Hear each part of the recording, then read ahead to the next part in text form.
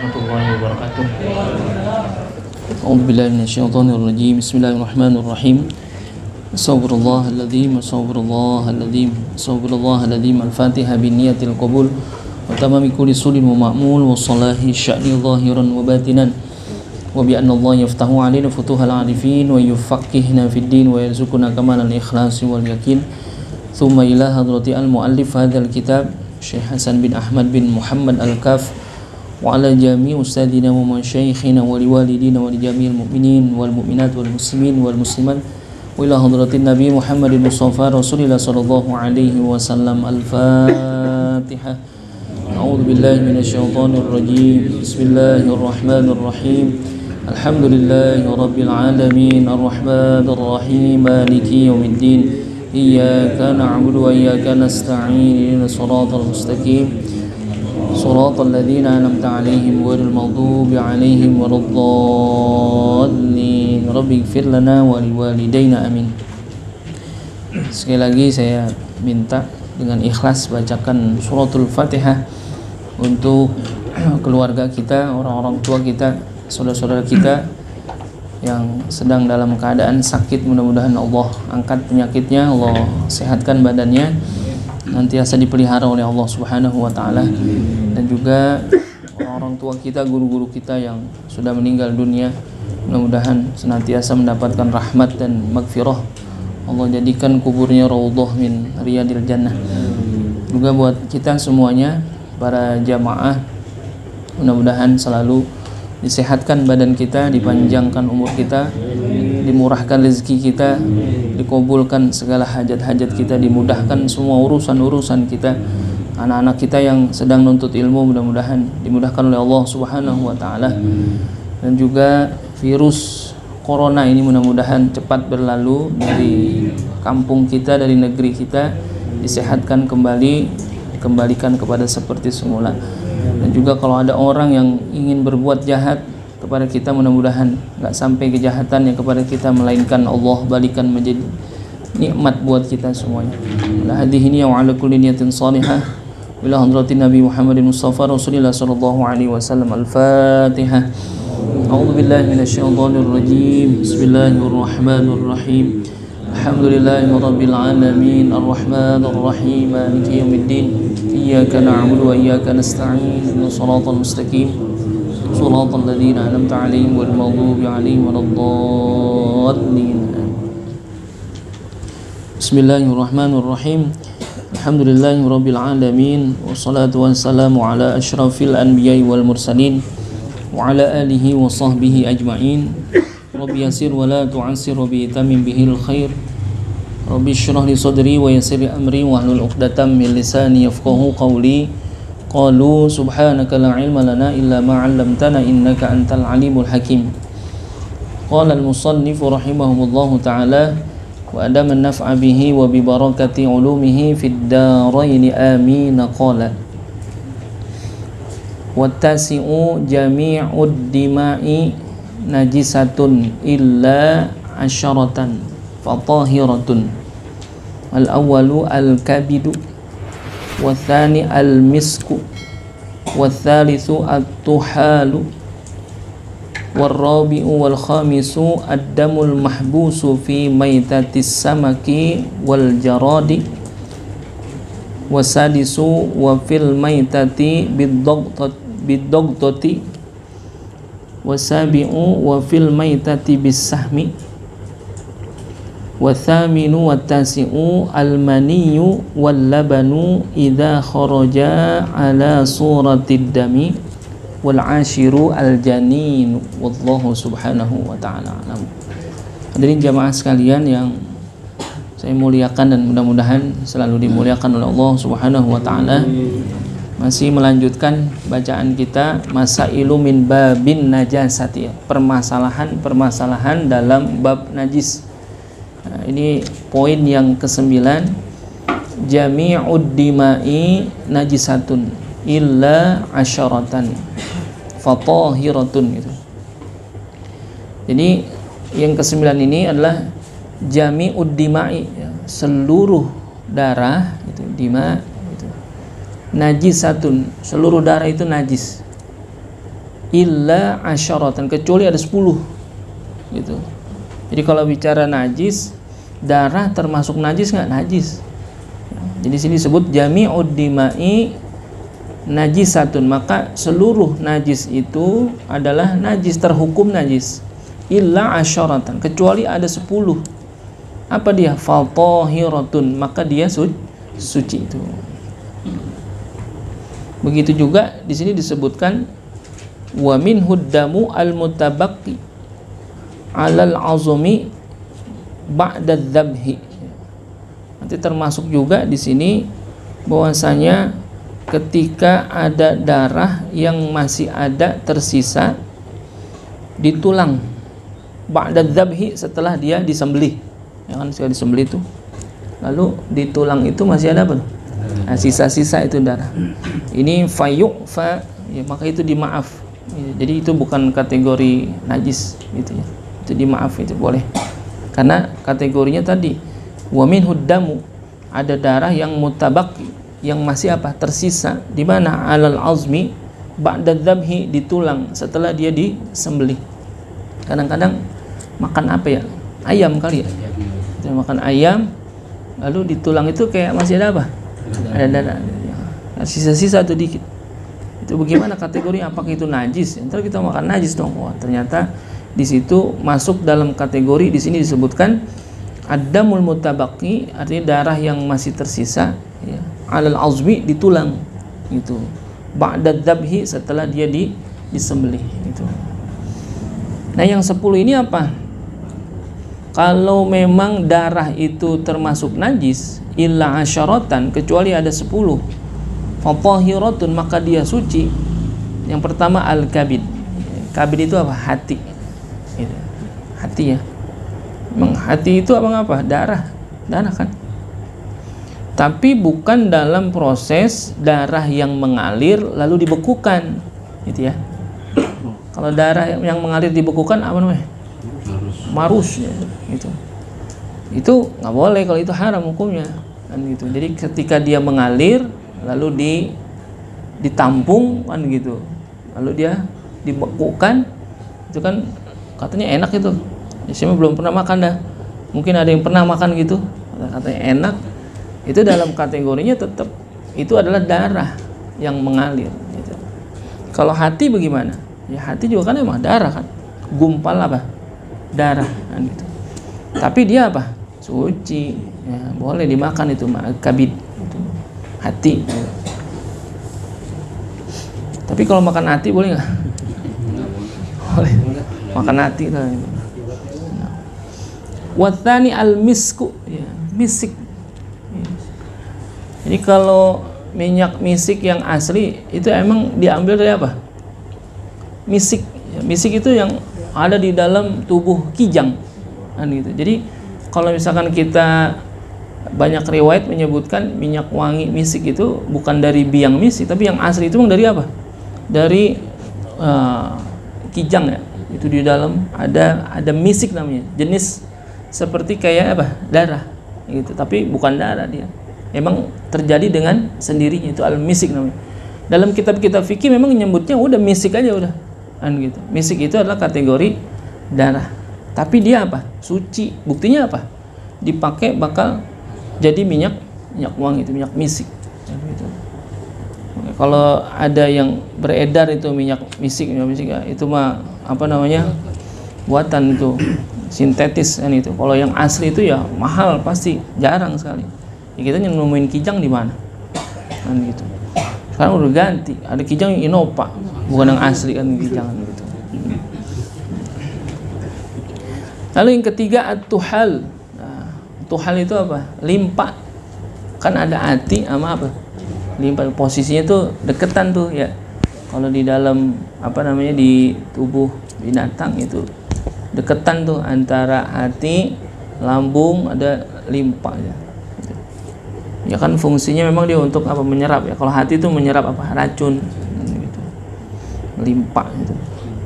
At-tuhalu, limpa. Memang apa penyebutan limpa ini banyak gitu ya. Kalau dulu orang kagak boleh apa? Posisi terbalik kagak boleh itu dulu. Kalau zaman dulu masih kecil, kalau main pala di bawah kaki di atas diomelin, jangan lontak balik limpa kan begitu ya, diomelin. Karena memang itu apa? Kalau bahasanya limpa itu tempat prosesnya apa? Getah bening ya. Nah, di situ limpa itu. Itu limpa termasuk yang apa? Yang tohirat untuk yang suci. Itu apa namanya? Pembentuknya adalah dari darah juga. Lalu warabi'u wal khamisu ya. Yang keempat dan yang kelima ad-damul mahbus ya. Darah yang tertahan, mahbus ya. Ya. Habisa yahbasu itu tertahan, nanti darah yang tertahan di mana? Fi maitatis samaki. Itu di bangkai ikan, wal jarad dan juga belalang. Gitu. Jadi kalau ada darah yang tertahan yang nggak keluar tuh, di mana? Di ikan yang udah mati gitu ya, atau di apa namanya, belalang, ada darah yang masih tertahan dia tidak keluar. Ini dalam fikih disebutkan dia termasuk yang tohirah, yang suci itu. Gitu. Makanya tadi kalau penyebutan darah yang tersisa di binatang yang lain berarti gimana? Kan ini kategorinya fi maitatis samaki wal jarodi, yaitu di ikan atau di belalang. Berarti kalau selain ikan dan belalang najis nggak? Najis. Kecuali di mana? Di mana tadi? Alal azmi ba'dad dabhi gitu. Kecuali memang itu sisanya bukan di mana? Nah, di dagingnya, tapi di mana? Di tulangnya. Berarti kalau ada sisa darah di dagingnya, tapi itu dagingnya adalah ikan atau belalang, maka kategorinya apa? Suci, gitu ya. Masih dikategorikan suci itu. Tapi yang apa? Yang mahbus. Mahbus itu tertahan, nggak keluar. Gitu. Karena ada pertanyaan juga, bagaimana kalau ikannya gede misalkan, lalu darahnya banyak? Misalkan ada ikan apa yang gede? Paus kegedean kan gitu. Yang kita mau goreng dah. Ikan tongkol kan gede tuh. Kalau dipisangin itu dia masih ada apa? Ada darahnya. Kalau darahnya itu bagaimana kategorinya? Najis nggak? Najis. Karena yang bukan najis itu gimana? Ad-damul mahbus, ya, darah yang tertahan. Misalkan di dalam daging itu ada darah yang masih apa? Tertahan, bintik-bintik, nah gitu nah. Kalau dibersihin udah susah tuh. Lalu bagaimana kalau kita makan? Boleh nggak? Boleh. Lah kan ada darahnya, tapi darahnya termasuk apa? Mahbus. Mahbus itu artinya yang tertahan, yang nggak keluar dan sulit untuk dibersihkan. Ya tapi kalau darahnya nyata kelihatan, ya tetap nggak boleh, kan gitu. Misalkan apa? Ikan masih ada apanya? Darahnya, udah sekalian aja biar enak, nggak boleh, jangan. Kalau bisa bersihin tuh, gitu. Jadi yang kategori yang mahbus ini yang apa? Yang kategorinya suci, yang tohirah. Tapi yang tidak mahbus, yang tidak tertahan, kategorinya masih dalam masuk najis, gitu, mahbus. Ya, ad-damul mahbusu fi maitatis samaki wal jaradi. Jadi darah yang tertahan di ikan atau belalang ketika dia udah mati tuh. Jadi darahnya nggak keluar gitu, tertahan di sana. Dan sulit untuk dibersihkan. Ini dibolehkan dalam fikih. Jadi nggak termasuk najis tuh. Wasadisu wa fil maitati bidogtoti. Ya. Ini saya cari keterangan dogtoh. Ya, dogtoh itu artinya terhimpit itu ya. Ya. Mayit itu yang terhimpit di mana? Di kubur. Di kuburan tuh. Maksudnya di mana? Udah di liang kubur itu dogtoh. Ya.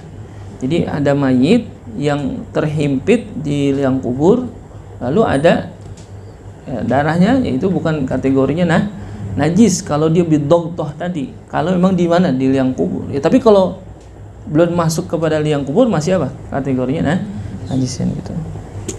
Ini PR juga buat saya, dogtoh itu nanti saya cari keterangan yang lebih yang lebih kuat lagi kan gitu. Tapi dalam pengertian umumnya wafil maitati dogtoh itu ya mayit yang terhimpit di dalam kubur. Tapi memang penyebutan secara umum banyak disebut dalam kitab-kitab fikih, darah yang suci itu yang kategorinya bukan najis hanya menyebutkan sampai 8 saja kan gitu. tidak sampai 10. Jadi salah satunya dia tidak menyebutkan wafil maitati bidogtoh gitu ya, tidak menyebutkan mayat yang terhimpit di liang kubur lalu ada darahnya, itu nggak disebut. Dia hanya menyebutkan 8 saja ya, termasuk kabid ya, hati disebut tuh, misik disebut, tuhal limpa disebut juga, damul mahbus disebut juga kan gitu. Tapi ngomongin maitati bidogtoh ini nggak disebut gitu. Makanya ini PR buat saya, nanti mungkin ada keterangan yang lebih jelas gitu. Wasabi'u wa fil maitati bisahmi gitu. Begitu juga dengan maitah, bangkai ya. Bisahmi, binatang yang mati lewat apa? Panah. Bisahmi. Ya, nanti dalam fikih boleh tuh berburu. Ya, berburu dengan menggunakan apa? Panah boleh. Kan nggak disembelih dia. Ya, dalam kasyifan dibolehkan tuh. Ya, jadi mananya pakai apa? Baca bismillah tuh. Ya kan ketika dipanah bisa jadi apa? Darah yang keluar itu tidak sempurna. Nah, itu masih ada tersisa. Nah, itu wafil maitati bisahmi dianggapnya bukan kategorinya najis, dianggapnya seperti orang yang menyembelih, itu darahnya udah keluar. Itu bisahmi. Memang tidak umum sama kita. Kan gitu. Ya, dengan bisahmi, dengan anak panah itu memburu hewan itu udah jarang. Kalau dulu ya banyak. Tapi pertanyaannya boleh nggak? Dalam kasyifatu saja boleh tuh. Itu kalau ada hewan buruan kita panah, lalu dagingnya kita makan, halal nggak? Halal tuh boleh. Kan gitu dengan bisahmi tadi. Lalu wathaminu wattasi'u ya, 8 dan 9 itu almaniyu wal labanu. Mani ya, laban, susu, idza kharaja ala suratid dami, jikalau dia keluar gitu ya, si mani itu atau susu itu keluar ala suratid dami, dalam bentuk darah. Kalau emang itu betul-betul apa? Mani, atau di itu betul-betul susu itu. Misalkan ada air mani yang keluar tapi dalam bentuk darah, atau ada susu yang keluar dalam bentuk darah, itu kategorinya bukan apa? Bukan najis. Dalam fikih disebut itu ala suratid dami, walaupun bentuknya darah, tapi karena memang dia adalah mani atau susu, maka dia nggak termasuk dalam kategori najis. Cuman jarang gitu ya terjadi apa? Air mani atau susu yang keluar dalam bentuk darah kan gitu. Karena memang di dalamnya ada saripati itu memang gitu ya. Di dalam mani, di dalam susu ya ada saripati ya. Cuman ketika keluarnya bukan dalam bentuk darah. Tapi kalau dia keluar dalam bentuk darah, itu kategorinya tetap suci, bukan najis. Wal ashiru, yang ke-10 janin. Al janin, janin itu bukan kategori najis itu janinnya. Tapi kalau dia dibarengi dengan yang lainnya, jadi yang lain jadi najis. Sampai ada pertanyaan, lalu kalau air ketuban gimana misalkan?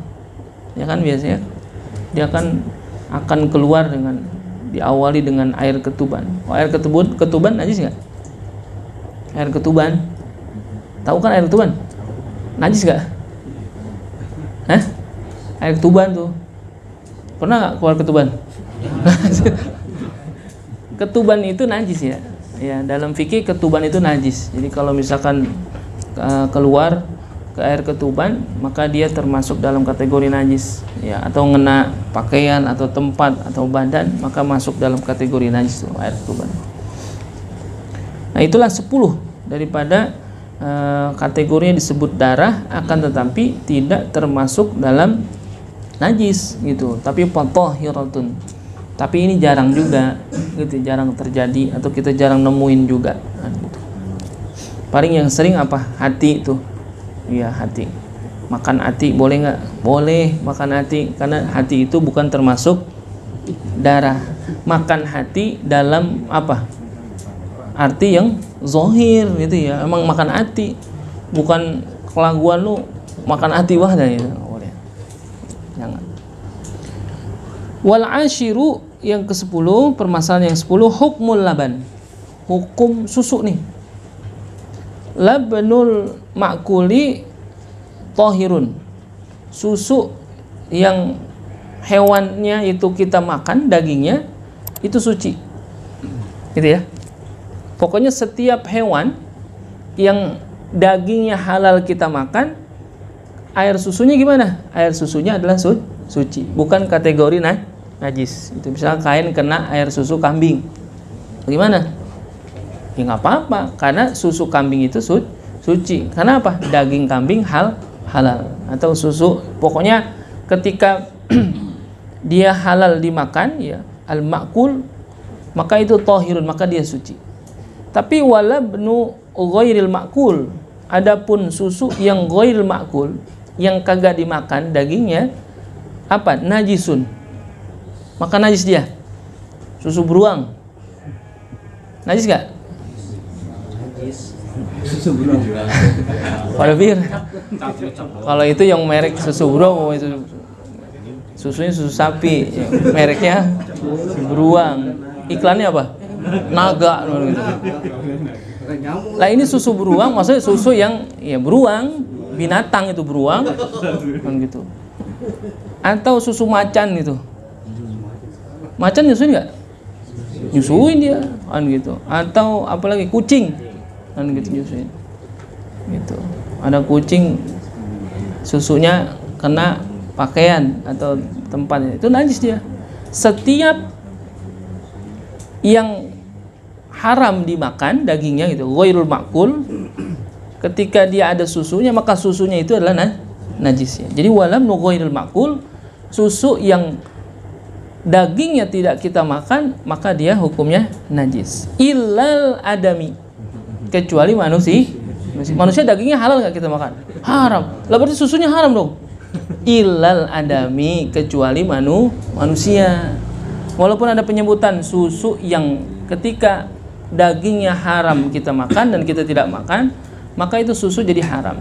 Illal adami, kecuali manusia. Kalau manusia susunya halal, bukan najis, bukan kena air susu kan gitu. Susu manusia gitu. Pakaian di tempat atau badan kan gitu. Maka dia masuknya kategorinya bukan najis kan gitu. Fa huwa ghairu ma'kul, ya manusia itu enggak dimakan dagingnya, haram. Walabnuhu thahirun, adapun susunya adalah suci. Ya, jadi kalau kita kena air susu ibu, ya itu hukumnya bukan najis, dia suci. Pakaian kena air susu berarti enggak najis tuh, boleh dipakai untuk sholat dan gitu. Misalkan mau pergi sholat berjamaah dinyusuk dulu gitu, lalu kena susu tuh, itu enggak najis, boleh gitu. Hukmul madhi wal wadi. Nah, bagaimana dengan madhi dan wadi? Gitu ya. Kan ada kategorinya, ada mani gitu ya. Ada madhi, ada wadi kan gitu. Jadi air yang keluar dari kemaluan itu ada 4. Al-baul, apa baul? Kencing, mani, ya, lalu madhi dan wadi gitu. Kalau kategori mani bagaimana? Kan udah dibahas sebelumnya ya. Itu mani itu berbeda dengan madhi dan wadi. Kalau mani keluarnya apa? Karena hasrat yang sempurna gitu ya.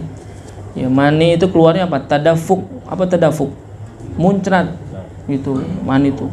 Dalam fikih disebut itu memang tadafuk. Kan Al-Qur'an juga menyebutkan itu. Khuliqa mimma indafiq, ya, diciptakan manusia itu dari air yang memancar itu. Dan juga air mani itu keluarnya apa? Taladud. Apa taladud? Enak gitu. Jadi mana keluarnya enak itu apa? Mani itu. Beda dengan apa? Madhi dan wadi gitu. Kalau madhi keluar juga tapi bukan dalam hasrat yang sempurna. Itu. Madhi itu. Ya karena bernafsu juga itu. Madhi keluarnya karena bernafsu juga, tapi bukan nafsu yang sempurna. Itu. Misalkan di jalanan ngelihat ada kucing kawin, dia nafsu, kan gitu. Maksudnya nafsu, keluar tuh cairan. Mani bukan? Bukan, itu madhi itu. Kalau mani hasrat yang sempurna tuh keluarnya gitu.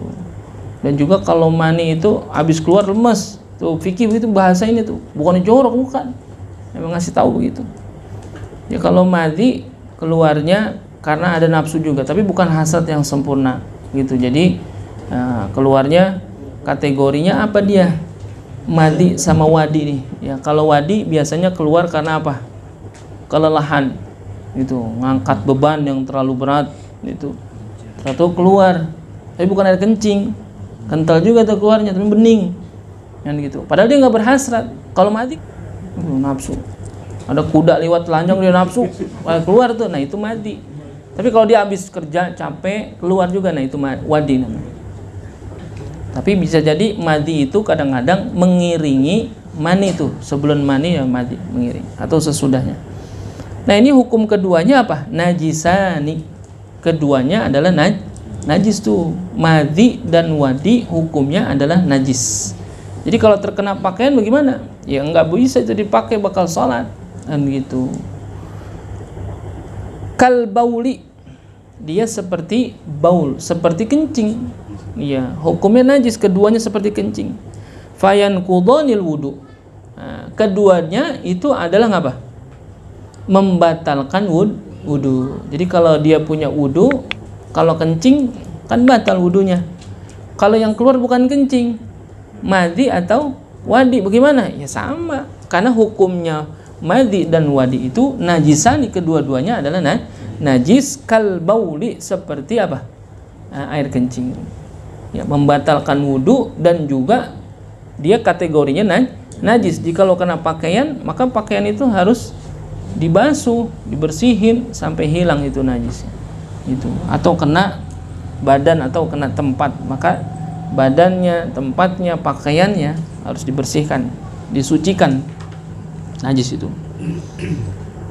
Nah, sekarang kalau mani sendiri gimana? Iya, kalau madhi dan wadi adalah hukumnya najis dan dia membatalkan wudu.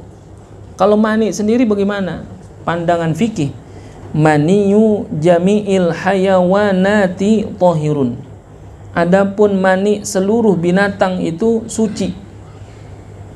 Illa maniyal kalbi wal khinziri, kecuali maninya anjing dan maninya babi. Wa far'i ahadihima, dan juga cabang atau keturunan daripada keduanya. Ya.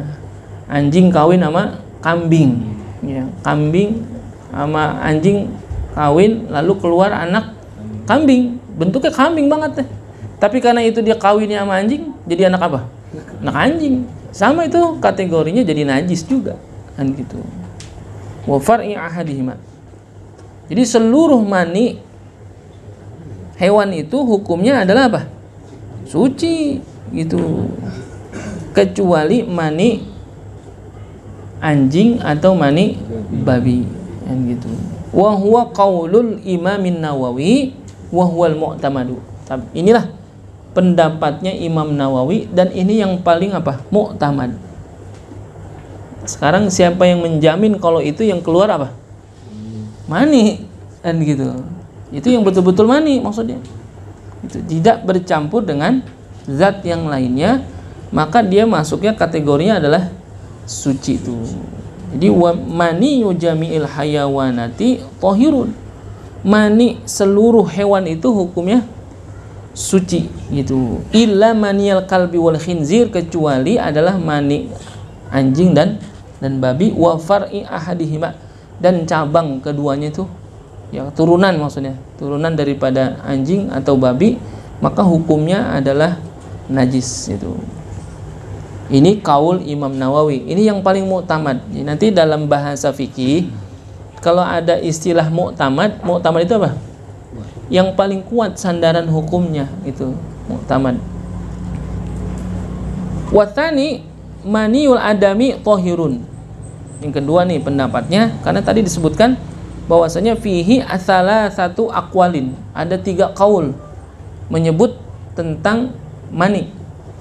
Yang kedua maniul adami, ya, air maninya adami, manusia. Tahirun, maninya manusia itu suci.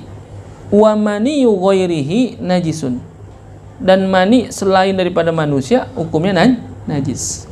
Wa huwa qaulul Imam Rafi'i. Inilah pendapatnya Imam Rafi'i. Ya, ini masih dalam mazhab Syafi'i. Imam Nawawi, Imam Rafi'i, Imam Ibni Hajar adalah ulama-ulama yang bermadhab Imam Syafi'i. Bicara khilafiyah wajar dalam urusan fikih tuh. Berbeda pendapat wajar gitu. Khilafiyah nih karena ini urusannya cabang. Kan gitu. Jadi walaupun berbeda-beda nggak jadi masalah. Kita ngambil yang mana? Ya kalau tadi disebutkan bahwasanya qaul Imam Nawawi itu adalah yang paling mu'tamad, kita ambil lah. Bahwasanya mani seluruh hewan itu adalah suci illa maniyal qalbi wal khinzir gitu. Kalau manusia berarti apa maninya? Suci nggak? Ya suci. Ini maksudnya disebut oleh Imam Nawawi ya hewan aja suci, apalagi manusia gitu. Tapi walaupun suci boleh nggak diminum? Hah?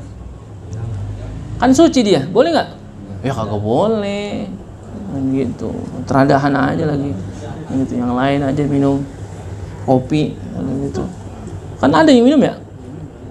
Katanya untuk apa? Untuk awet muda katanya, untuk kesehatan dan sebagainya. Allah ciptakan air mani itu bukan apa?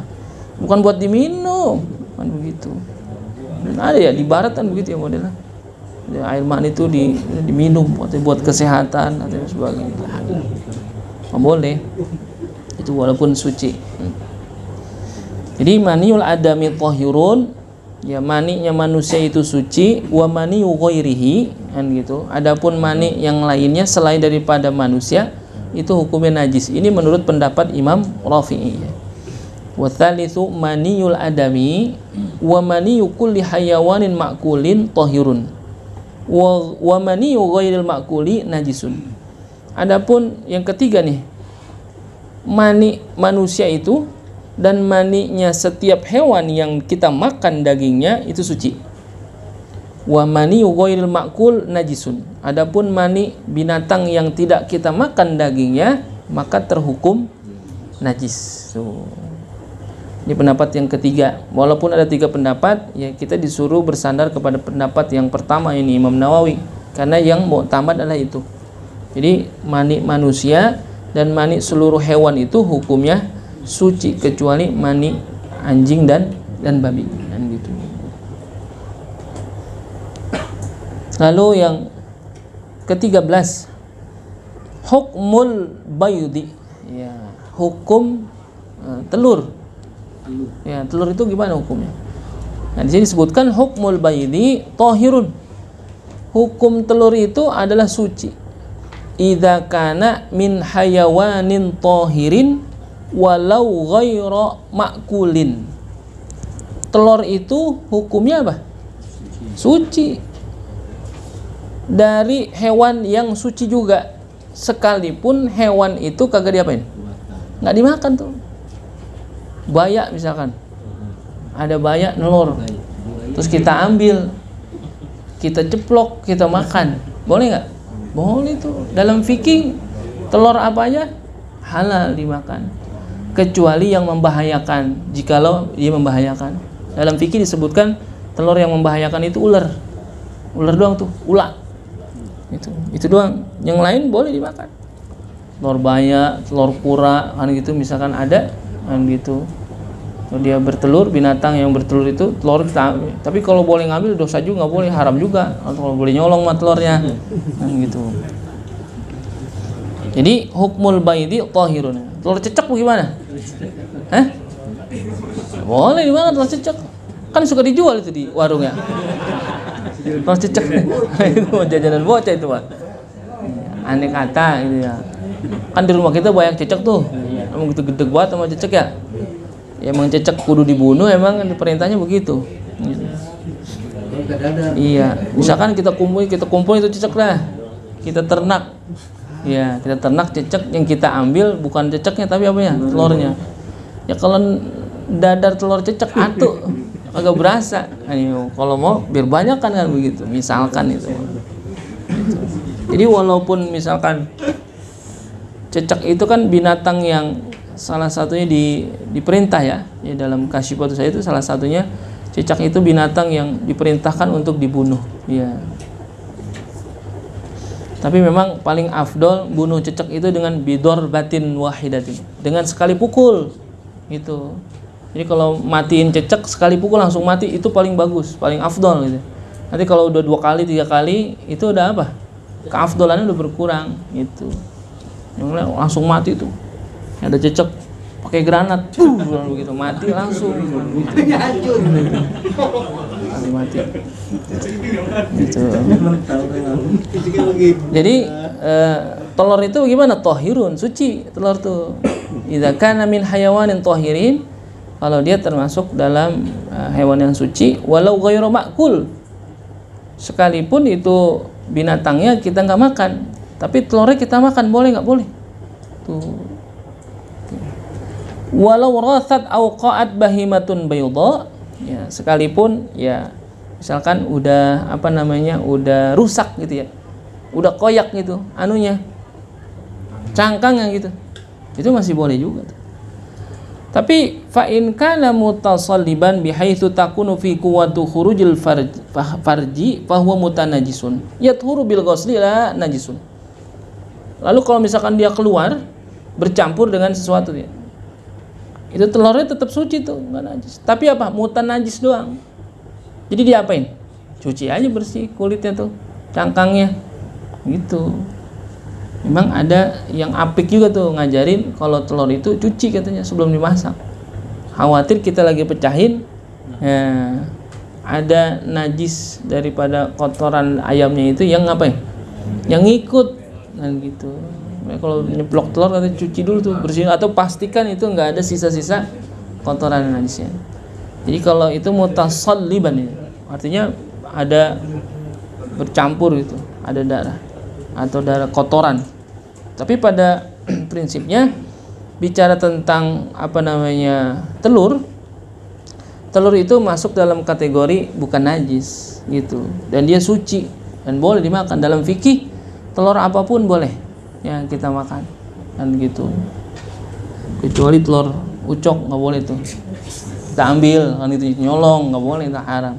Kalau boleh beli nggak apa-apa ya. Kadang-kadang kan kita begitu juga tuh, dulu masih punya ayam ya, kandang ayam kan, telur ayam kamu kan banyak tuh ya, nah, gitu mencomot aja di kandang anu gitu ya, nggak boleh, haram gitu.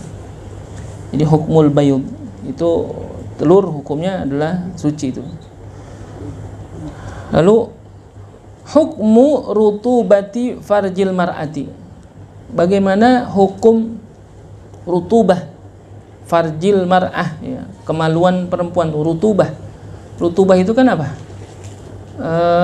Basah, lembab ya. Kemaluan perempuan itu basah dan lembab. Apa hukumnya dia? Najis apa bukan itu?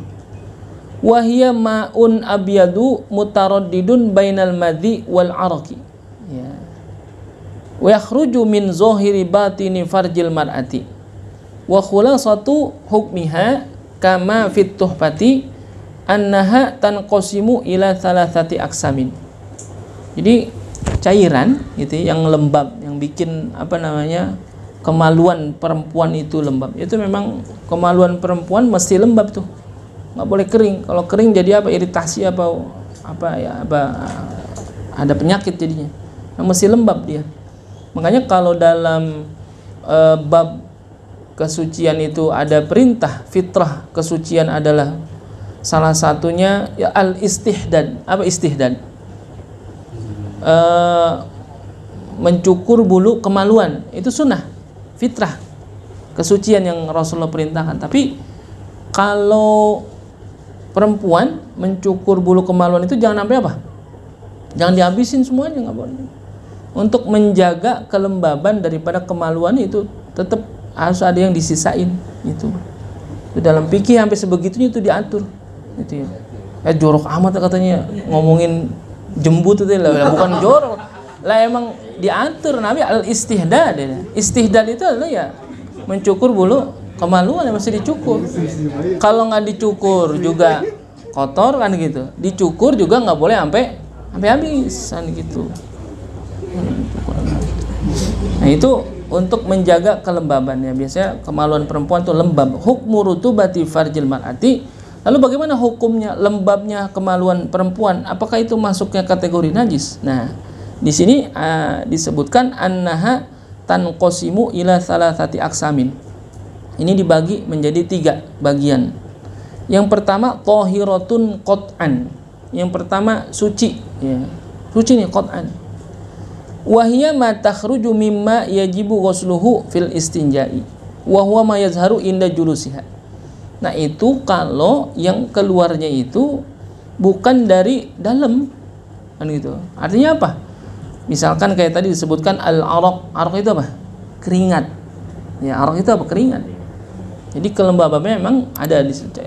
Jadi bukan berasal dari dalam keluar. Itu suci. Ini yang ngerasain orang perempuan, kita kagak ngerasain dah. Tapi kita mesti tahu juga. Anda kata ntar bini pada nanya, ini apa, najis apa bukan ya? Kalau celana saya basah bang, kan begitu. Jadi najis apa bukan?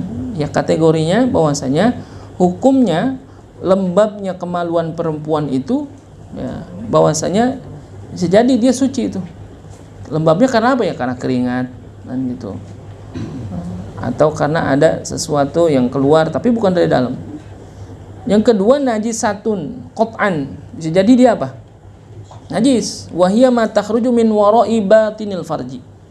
Ya, keluarnya dari mana? Wara' batinil farji. Min wara'i batinil farji. Keluarnya dari belakang dalam, bagian dalam farji. Wa huwa ma la yasluhu dzakarul majami. Nah, jadi kalau misalkan ini keluarnya dari dalamnya, kan ada juga perempuan itu yang keluar cairan apa keputihan ya? Nah, keputihan. Nah, pertanyaannya kalau keputihan itu najis atau bukan? Keputihan tuh, teh, keputihan nggak teh? Keputihan najis tuh, ya, keputihan itu apa? Nah, najis, karena keluar dari mana? Dari dalam tuh. Orang kalau keputihan kadang-kadang berasa keluarnya, gitu, berasa. Kok tahu? Saya nanya, kalau keluar tuh keputihan, itu berasa. Nah, itu hukumnya najis keputihan. Kalau misalkan celana dalam perempuan karena cairan itu keputihan dipakai bakal sholat, enggak sah, karena keputihan itu kategorinya najis, dan gitu. Nah, ini yang disebut bahwasanya lembabnya kemaluan perempuan itu karena banyak faktor, kan gitu. Bisa jadi ya tadi karena ada keringat, atau bisa jadi ada cairan yang dari dalam keluar. Yang ketiga tahiratun alal asahi wa hiya ma takhruju mimma la yajibu ghusluhu wa yasluhu dzakarul majami. Ya, ini ya, ada yang mengatakan suci yaitu yang keluar dari apa-apa yang tidak mewajibkan dia untuk mandi, gitu ya. Kategori begitu, mimma la yajibu ghusluhu. Jadi keluarnya bukan dari mana? Bukan dari dalam. Dari bagian apa? Ke tempat keluarnya, misalkan kencing, atau keluarnya dari mana? Tempat keluarnya mani, itu bukan. Jadi keluarnya dari ujung daripada farjinya, kan gitu. Karena memang di situ ada cairan yang bikin lembabnya kemaluan perempuan itu. Dan itu hukumnya bagaimana? Ini dikatakan kalau memang itu hanya melembabkan saja, kategorinya adalah suci, kecuali memang ya yang keluarnya dari dalam tadi, seperti kayak keputihan. Itu walaupun itu bukan air kencing ya. Kalau air kencing udah jelas najisnya. Kalau putihan juga udah jelas najisnya, jelas ya. Maksudnya orang yang keputihan itu najis, keputihannya udah selesai, tapi sisanya masih ada di pakaian, ya tetap pakaian itu jadi kategorinya najis, ya nggak boleh dipakai bakal sholat itu.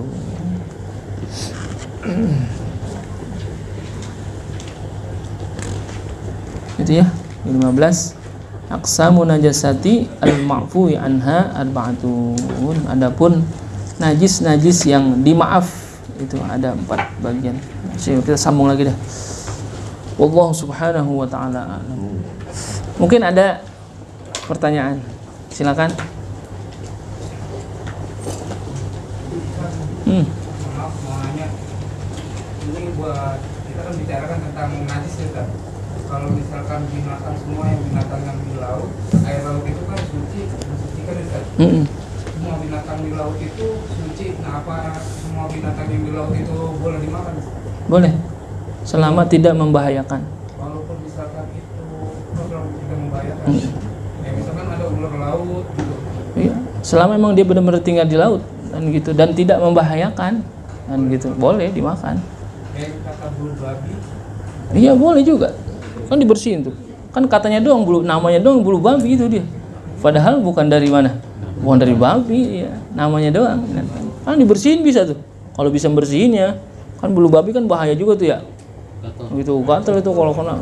Kayak gitu. Kalau bisa bersihinnya tuh, makan enak ya makan gitu, boleh silakan. Nah bahkan ada yang menyebutkan kalau bicara seluruh apa hewan yang apa namanya kategorinya ikan itu ya. Ikan itu kan bukan hanya di laut dan gitu. Di mana? Di empang juga ada kan gitu, atau di danau atau di sungai ya. Itu termasuk kategorinya emang dia tinggal di situ.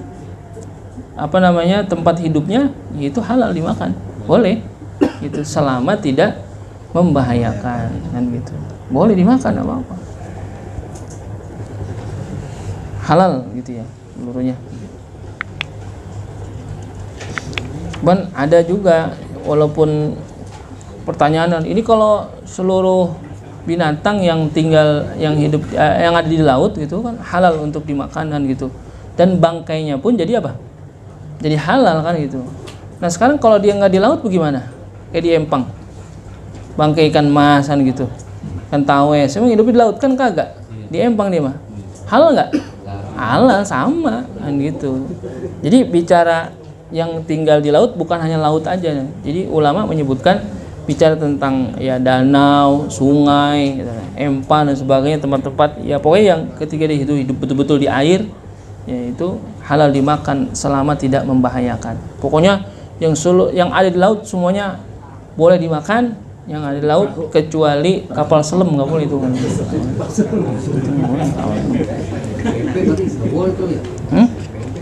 Pempek kapal selam. Oh, ya. Namanya doang gitu mas. Pempek kapal selam namanya doang kan gitu. Ada boleh dimakan. Ada lagi? Bicara makanan ya. Iya. Tadi kan ada daging yang berdarah tuh. Kan kayak makanan bisa kayak di kayak sushi itu tuh makanan apa tuh makan ikan yang Jepang itu kan. Itu tengah makan mentah gimana tuh? Iya. Hukumnya. Sekarang pertanyaannya boleh nggak makan makanan mentah boleh nggak? Boleh. Ya boleh. Enggak. Ya kalau gado-gado. Daging itu daging. Daging mentah, ikan mentah boleh nggak?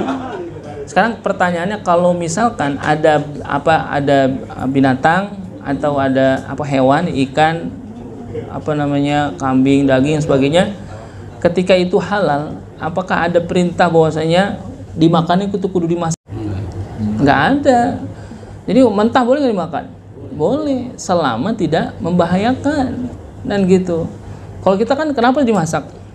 Kan bisa jadi masih tersimpan ya karena ketika dia mati pasti akan ada hinggaplah bakteri dan sebagainya, dimasak biar supaya lebih sehat, lebih steril, maka baru dimakan.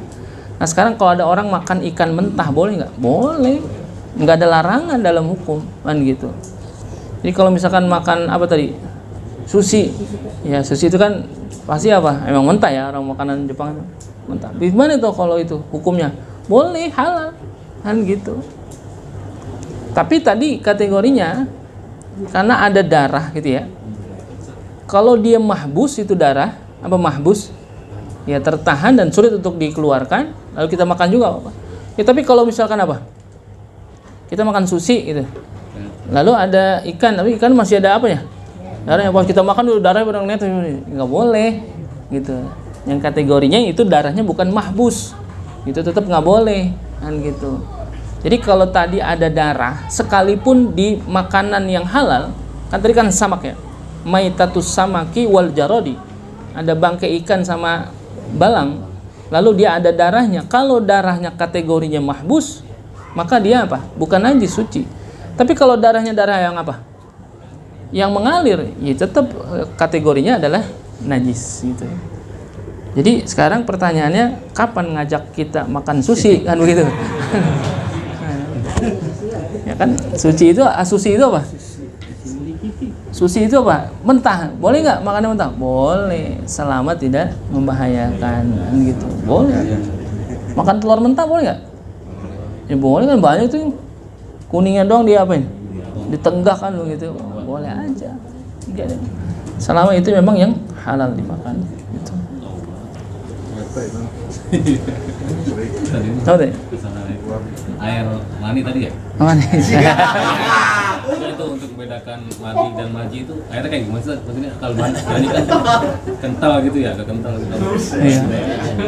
Iya, kalau tadi kalau bicara tentang keluarnya gitu ya. Kalau mani itu keluarnya karena apa? Hasrat yang sempurna. Kan gitu. Taladud gitu ya. Taladud berarti enak, nikmat, gurih kan gitu. Lalu apa? Tadafuk gitu ya.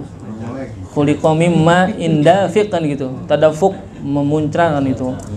Oh, kan bisa berapa? 3 meter, 4 meter memuncrat kan jauh. Nah gitu. Dan juga apa? Lemes gitu ya kalau itu. Itu dari segi apanya? Kitanya yang ngeluarin itu rasanya begitu. Lalu apa namanya? Zohirnya, airnya gitu ya. Kalau air mani sama madi beda ini apa? Kayak keluarnya beda. Ya, sebab keluarnya berbeda tuh. Kalau madi keluarnya karena memang ya punya nafsu juga tapi nggak sempurna dia. Gitu. Keluar aja tuh netes ya.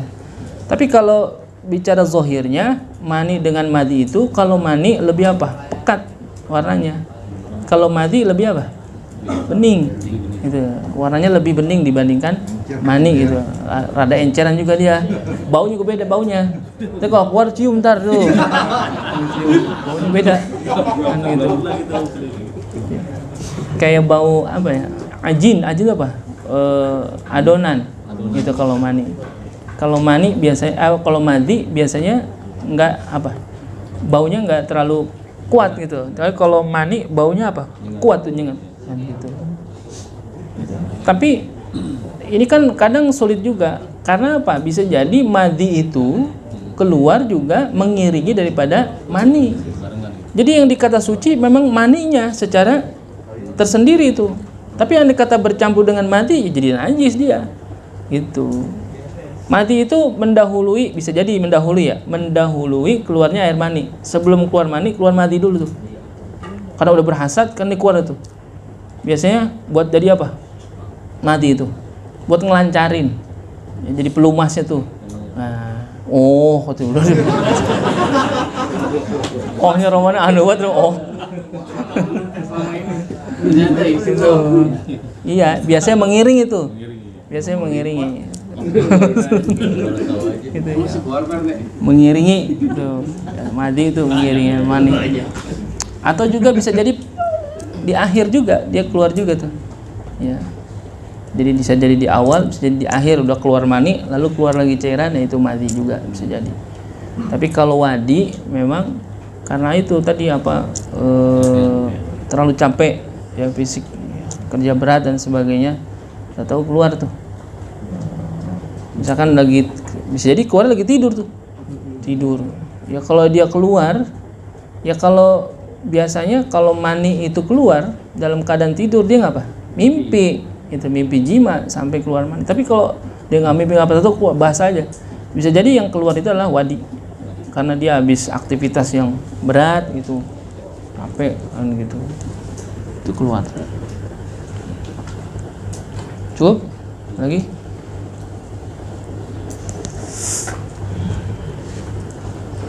Kalau nggak ada kita sambung insyaallah minggu depan dah. Kita sambung lagi. PR tuh masih banyak PR saya cukup ya. Allah subhanahu wa ta'ala